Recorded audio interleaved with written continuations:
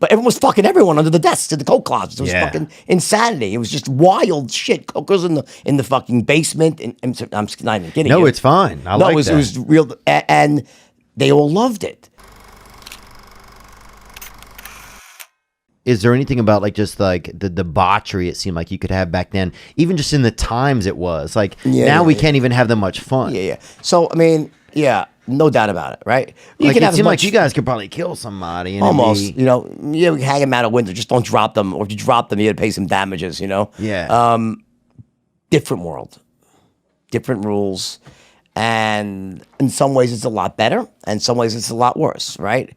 My assistant back then, her real name was Mona. We still keep in touch. About a year ago, I was doing an event in New York, and Mona came just to, for old time's sake, and we had this high-end dinner, some high-end, just like, people that pay extra for tickets, right? And she sat there during the dinner, and she's like, says, guys, I want to just tell you, this whole Me Too stuff, she goes, you girls don't know what you're missing. We had so much fun.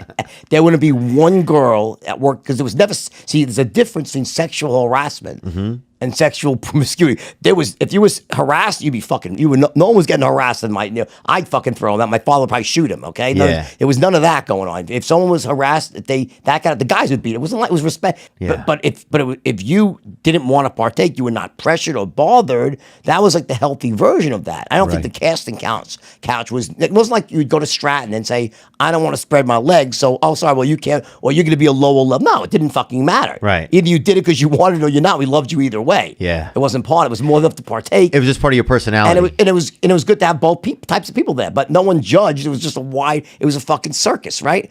That's very different than a woman who's going to Hollywood back in the 90s and has to fuck some fat motherfucker or else she can't get. That's fucked up. Yeah. And that had to stop, and I'm glad it has stopped. The problem is there's lots of gray in between those two places, and what happens with any movement, not just this, whether it's communism in the late 50s, like the Reds, it polarizes to one place until it eventually normalizes. So my hope is that it settles back to a level that has all the things that it should have been, the Me Too movement, and not the idiocy and insanity that it so often projects out to the world, when 99% of people in the movement would not want that. They would like it to be just and fair in the middle. You know what I'm saying? That people have their voice, that the people that fuck up should be dealt with, but innocent people shouldn't suffer. And also what you did 38 years ago between two people, I have a tough time with that unless there's proof. But that's just me.